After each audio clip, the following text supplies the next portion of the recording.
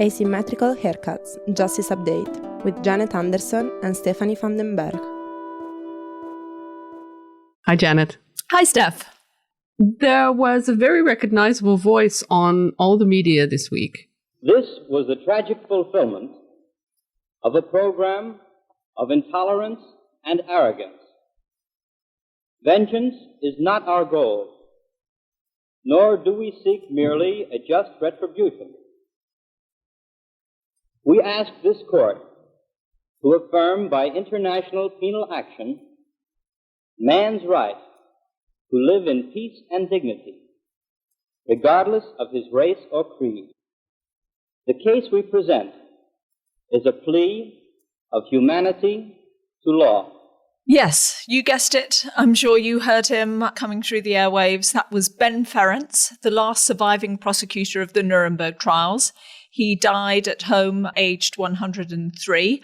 Really central character in all kinds of parts of our world. So we thought that we'd ask some people, some who knew him a bit, the ones who were inspired by him, to tell us about him and what he meant to them for this international justice project that we're part of, you know, the way that law is used to provide justice for victims of atrocities. We mourn the loss of a true force of nature. I hope that generations of young lawyers, students, professors, academics, activists, journalists, communicators, politicians, everyone will follow his example. Law, not war. Law, not war. Never give up. Never give up. Ben was the closest that we will ever have to a rock star in international criminal justice. But before we continue with those tributes, let's give everybody a bit of context. To start with Nuremberg, the trial he prosecuted, just aged 27, was case number 9 against 22 leading members of the Einsatzgruppen that operated on the Eastern Front in World War II. And those were special task forces of the SS and the Nazi police who would carry out mass shootings of Jews, communists, and other undesirables in their eyes in the territories that Germany seized from the Soviet Union at the time. Yeah, it was quite extraordinary seeing that incredibly young figure in front of the judges in Nuremberg. And then it gives you a sense of how long his life was, because within his lifetime, we also have his involvement with the creation of the International Criminal Court. He was right there in Rome. He was right there actually in the room with the delegates at times. But those are a couple of the main points. Where did you first come across him, Steph? Anywhere?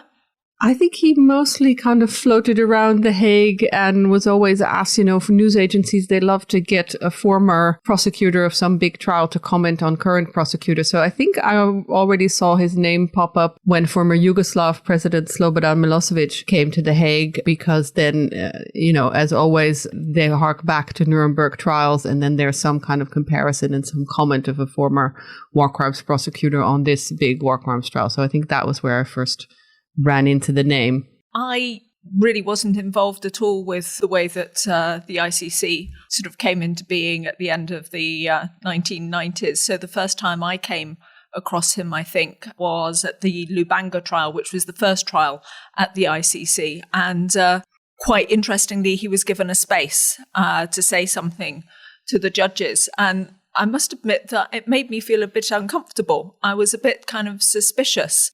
That comment that we've just had about this celebrity rock starness. I mean, there was Angelina Jolie also in the audience, and it all felt a bit like, woo, woo, woo, here we go. Isn't this amazing? Aren't we amazing? Rather than kind of the reality of the court. So it's taken me a while to kind of get my head around what he is involved with. Some of the other things that I've noticed are the involvement of the foundation that he helped to set up with work at the United States Holocaust Museum in DC. And that's been some very important work with different activist groups in terms of trying to help them think about where justice might come for them.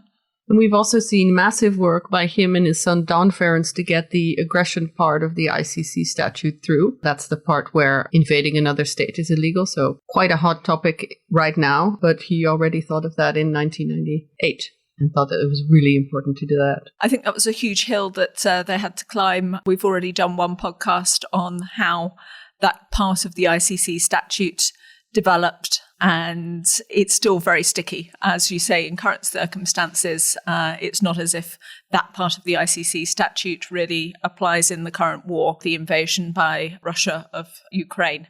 I met him actually a few years ago.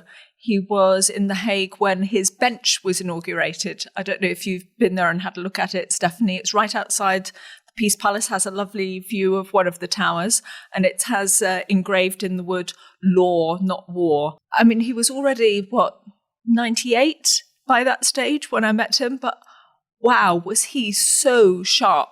I did a short interview with him. We were sitting outside where he was staying in his hotel, so there are traffic noises and people noises. I hadn't intended it actually for broadcast. I was just transcribing it. And he was great fun to spar with. I mean, he really gave no quarter. Here's just a little bit. It gives you a flavour of what he was like. I was asking him about him using the term genocide in that trial in Nuremberg, which was not yet, a full convention. It was being discussed by Raphael Lemkin, who'd come up with the idea and was getting sort of support for his idea of the Genocide Convention together. But Ben used the term himself in his Nuremberg address. And I used it in the opening statement because there was no statute which had made that a statutory crime, and I was perfectly aware of that. Nevertheless, because I knew Lemkin and I sympathized with him and with his goal, I made it a point to refer to what the Einsatzgruppen were doing as genocide, because it was, in fact, the classical genocide to destroy entire people, murder all of them, and you couldn't get any clearer or better word than genocide for that. So it appears in I think, the second paragraph of my opening statement in the Einsatzgruppen trial, which I used the word genocide as a crime. And later, the United States signed up to the Genocide Convention. Ha ha ha! Pardon me for laughing. It took the United States 40 years and a pleading senator who wouldn't go away before they finally said, okay, so genocide is a crime. They went on then to define it to make sure that no American would ever be tried or convicted of this statute. So, as I say, that gives you a flavour of what he was like. I mean, he was so critical also of the American government and the American authorities at different times. And I kind of feel that's not necessarily come through in all of the discussions around him. He's kind of seen as just this sort of representing the American point of view. And he wasn't. He was critical of absolutely everybody, which I found him really interesting. So let's hear some more from those who knew him. We start with Diane Marie Amon from the University of Georgia. She's a scholar of the Nuremberg Trials. Her podcast with Francine Hurst is still one of our most downloaded episodes.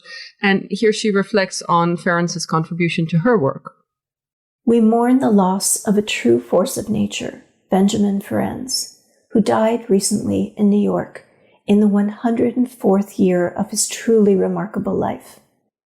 Ben inspired all of us who work on issues of international criminal law. All of us, that is, who embrace his mantra of law, not war. I myself am so privileged to have interviewed him at the 2010 International Humanitarian Law Dialogues in Chautauqua, New York. Our subject was women professionals at the Nuremberg Trials. Indeed, it was a comment that he had made a few years earlier to Diane Orentlicker and Patty Sellers that had helped to launch my own research into that area. I quoted this interview in an article about Ben's colleague, the lawyer Judge Cecilia Getz, and I look forward to including more such quotes in my own book, forthcoming on Nuremberg women. Indeed, it must be noted at this point that one of them was Ben's own wife, his childhood sweetheart, to whom he would be married for 7 decades, Gertrude Fried Ferencz. I'd like to close by expressing my deep gratitude for the support that the Planethood Foundation provided to many worthy international criminal law endeavors embarked upon by many of us in the community. It was a foundation that was established and operated by Ben and by his son, Don Ferencz, to whom I would like to extend my deepest condolences. We also reached out to Kip Hale, an attorney specializing in atrocity crimes accountability, who is one of the really the driving forces behind Ben getting one of the U.S.'s highest honors, the Congressional Gold Medal, which he got last January. And Kip explains what Ben's engagement with people meant to him. There was always something reaffirming about Ben, reaffirming about why you got into this field, reaffirming about the principles when other things would make us so jaded, or reaffirming when, the leaders in this field were falling short. I would say that many of us believe that because of his unflinching devotion to principles, to his ability to speak truth to power, and in his unwillingness to accept the status quo, particularly when that status quo violated key principles that animate international criminal justice. Ben kind of operated at the highest levels, as well as engaging with all kinds of people. And this is Adama Dieng, and he's the former UN Special Advisor on the Prevention of Genocide, and he's the former Registrar of the Rwanda Tribunal. And he wanted also to give us a little insight into Ben's kind of consistent presence and lobbying, really at these highest levels within the UN against war. This outstanding man, Prosecutor Ferencz, whose journey is inscribed in the history of mankind, has left us a part of his strength, of his dignity, of his commitment, of his honor, and of his respect. We will never forget him, and we pledge to invest and make his legacy, that is our common pride, grow. Please allow me to share some excerpts from a message I received from him following his visit to New York.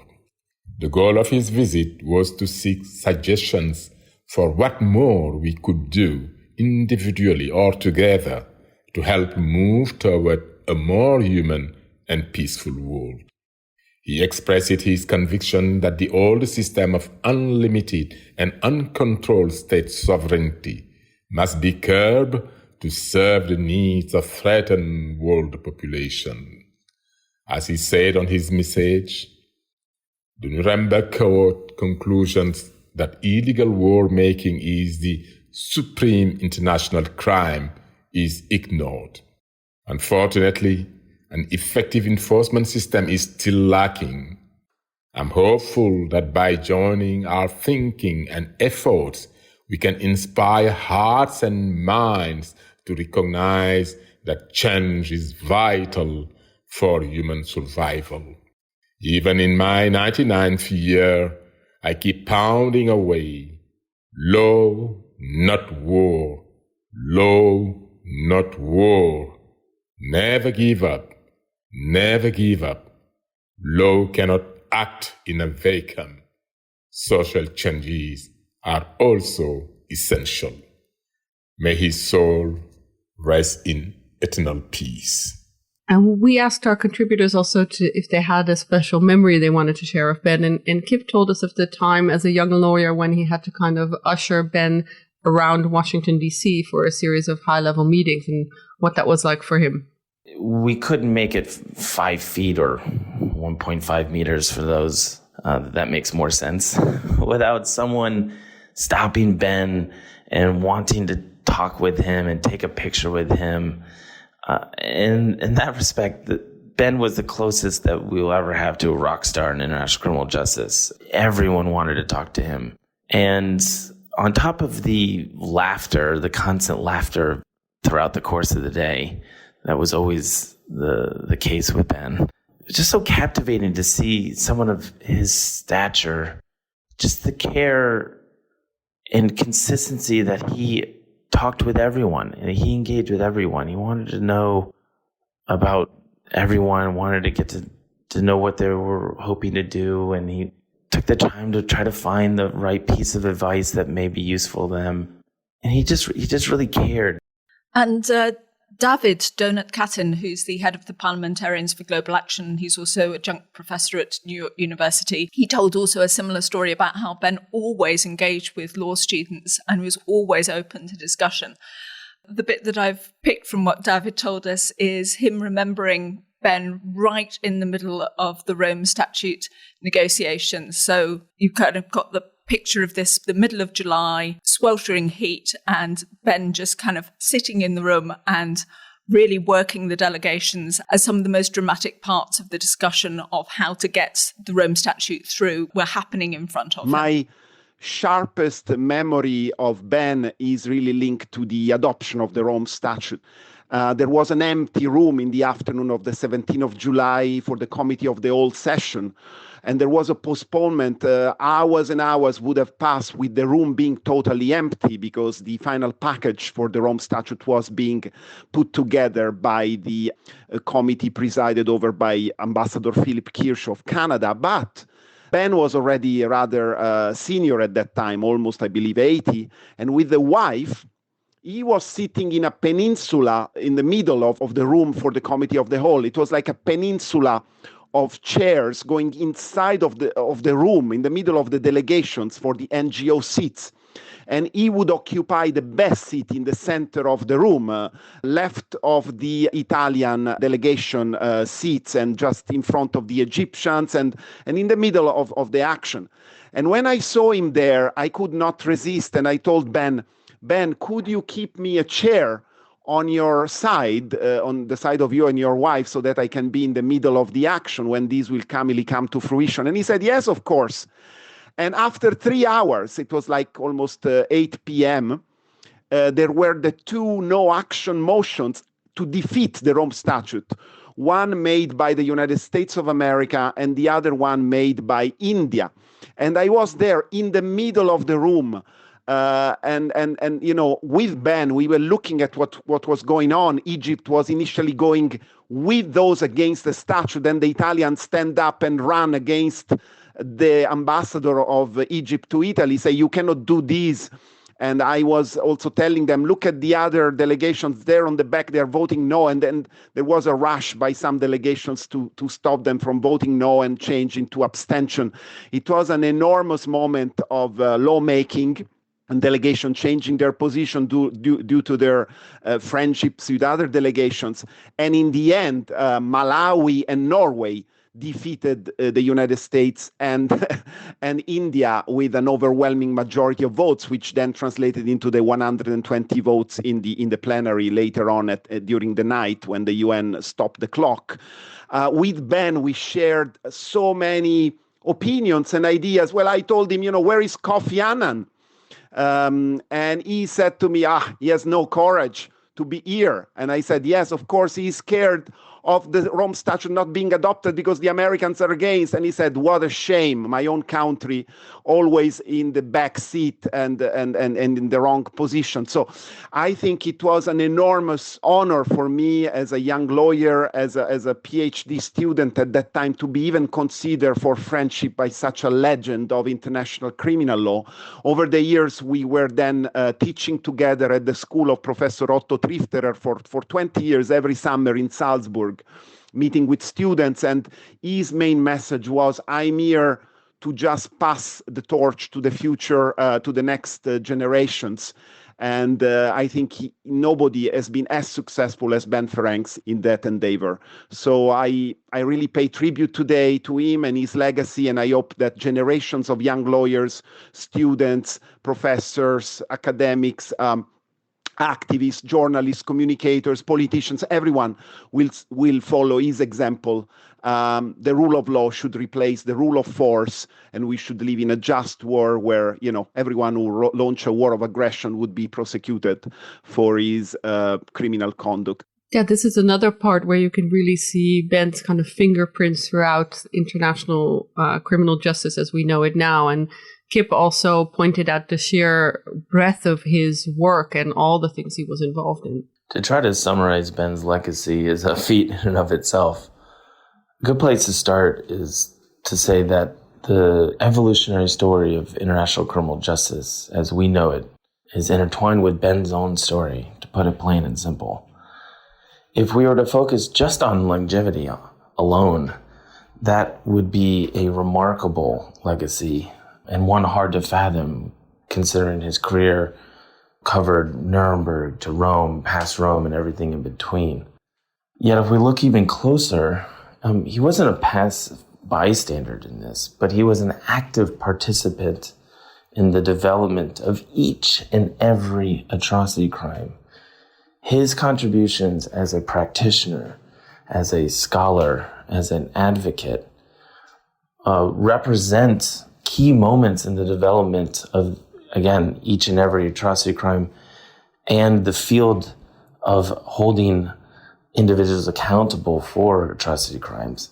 He was major chapters in that story. And in that regard, Ben's subset of legacy is truly unparalleled. To round off this episode, we were also very lucky to catch Ben's son, Donald Ferencz, and we put some questions to him. We'll say goodbye first. Yeah, I'll say goodbye because I think it's really nice to listen to Donald just talking through his father. And we'll leave you now with our chat with Don, where we asked him the same questions we asked our other contributors about his legacy. What was it like to work with your father? And obviously in your case, it's because he was your father, was that strange? But in general, what kind of a person was he like to work with? Actually, it's interesting that you use the expression work with. My father was really someone who was more or less a one-man band. He worked primarily on his own. I worked in the same field at the same time, but in fact, we worked a bit differently. Nonetheless, he was easy to work with in that sense. You know, he wasn't someone who made a lot of demands on others that I'm aware of. You may perhaps be aware that during his war crime investigator period at the end of World War II, he had a Jeep on which it was painted in German Immer allein, always alone. And in fact, my dad, in many ways, was always alone in that he did, and he pursued what he wanted to pursue in his own way. And another question that we are asking, which is a very broad one, is how would you describe his legacy? I think my dad's legacy, in terms of what his life will have meant after his life is over, and now that it is over, is really embodied in the inspiration that he provided, not simply in the work that he did during his life. That is his work. But in terms of his legacy, what remains after his work? Certainly his restitution work changed the lives in a very real way of people who had survived the Holocaust and indirectly their descendants as well. And that's part of his legacy. In terms of providing a foundational basis at Nuremberg, he was part of a team of people. He was not there a one-man band, but he was part of a group that was very dedicated not simply to indicting and prosecuting war criminals and those who had been involved in committing horrific crimes and atrocities, but also in indicting a world order which needed to be improved and changed. It was the world itself that is guilty to a certain extent of continuing to allow the type of lawlessness that we still see today. And to that extent, the indictment is still one that needs to be fulfilled by the entire world, getting together and really cleaning up our act globally. Is there anything that he did or a particular way that he surprised you? I wouldn't say my dad did things in terms of, surprising people. My dad was a guy that, in fact, used to say, I don't like surprises. He didn't like to be surprised. But I think the fact that my dad lived to 103 and was still active during most of that time, even in the few weeks before his death, he was making little video clips that I helped him make. My wife, Valentine, and I came to see him in January and spent 2.5 months with him in Florida. We came from our home in Wales because I knew he looked so unwell that I didn't think it would be very long for him. And even in February, just a few weeks before he passed, he was sending notes of thanks to people like Anja Listmann, who lives in Fulda, Germany. And if you have never read the story of the synagogue, not synagogue, but the prayer room in Fulda, you should go to my father's website, benferenz.org, and read the story. And this is a woman who in Fulda is carrying on my dad's legacy. I won't spoil the story. I'll let people go and read it for themselves. He sent a note of thanks to Kip Hale, who was somebody who is a, part of the next generation of lawyers carrying forward international justice. He sent a note of thanks to Christian Veneweser, Ambassador Veneweser, the ambassador of the permanent mission of Liechtenstein to the United Nations. He sent several of those type of messages out to people. One to Barry Average, the film producer and maker who directed Prosecuting Evil. And so he was still active and still mentally alert enough to understand what was going on around him immediately. And that's really remarkable that he kept his mental faculties. His short-term memory was gone, but not his ability to be cogent in the moment. And quite frankly, that did surprise me because it just lasted so long and it was such a wonderful blessing, really. And of course, we know a lot about the story of your father, and you mentioned his website, but what do people who haven't heard so much about him, what is the best way for them to get to know the kind of person your father was? What would you recommend that they read or watch or listen to? Well, the movie Prosecuting Evil, made by Barry Average, it's a documentary. It really provided my father a wonderful opportunity to have his voice heard, because it was essentially an interview with Ben Ferencz, punctuated by other people. If people can get that and watch that, they'll learn an awful lot about his life. There's another movie that was made by a German filmmaker, Ulla Britt Horn, that preceded Barry Average's movie. Ulla Britt Horn sadly passed away. That movie is called A Man Can Make a Difference. And I believe that movie, I hate the sound commercial, but I believe that movie is for sale on Amazon.com, perhaps in other places. I assure you, my father nor his family gets any royalties from either of these movies, by the way. But for people who don't know my dad and who have no connection, let's say, with international justice, I have recently said that I think my dad's message can be epitomized in something he told us as children in our family. And I'll just share the context briefly. We had 4 children in my family. And like all kids growing up, we would leave messes behind in the bathroom or whatever else. And then when we were called out on it, we blamed the other sibling. I found it that way. And my dad used to say, don't leave a place the way you found it. Leave it the way you would like to have found it. And I choke up even thinking about it, because that's the message for all of us. Leave this world a better place than when we found it. This was Asymmetrical Haircuts, your international justice podcast, created and presented by Janet Anderson and Stephanie van den Berg. Music is by audionautics.com, and you can find show notes and everything about the podcast on asymmetricalhaircuts.com. This show is available on every major podcast service, so please subscribe, give us a rating, and spread the word.